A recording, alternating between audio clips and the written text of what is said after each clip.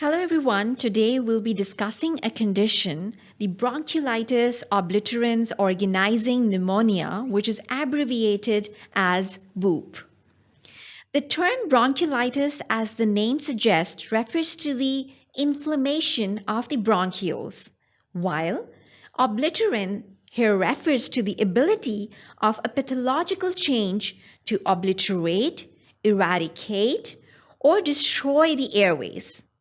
Organizing pneumonia refers to the organized swirls of inflammatory tissue, filling the small spherical units of the lungs, referred to as the alveoli and the alveolar ducts.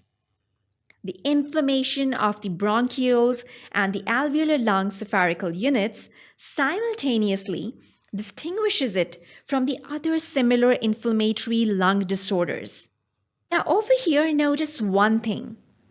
Though the term pneumonia is used, BOOP is not an infection. BOOP is also known as Elper's pneumonia.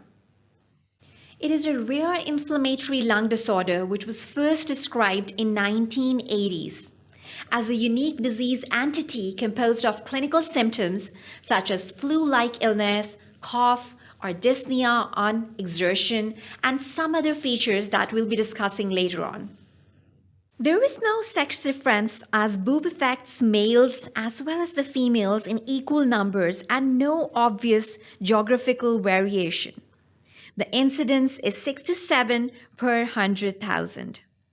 It develops mostly in individuals between 40 to 60 years old, but the disorder may affect individuals of any age. BOOP is estimated to account for 5 to 10% of the chronic infiltrative lung diseases in the United States. If we talk about its spread, it has been reported throughout the world. Now let's talk about the etiological factors. Although several different known causes of BOOP have been identified, most cases occur for no known reason, so it is idiopathic in nature. Idiopathic BOOP may also be called the cryptogenic organizing pneumonia, where the term cryptogenic refers to the unknown origin of the disease. Other causes of BOOP include radiation therapy, exposure to certain fumes or chemicals, exposure to birds, post-respiratory infections after organ transplantation, and for more than 35 medications.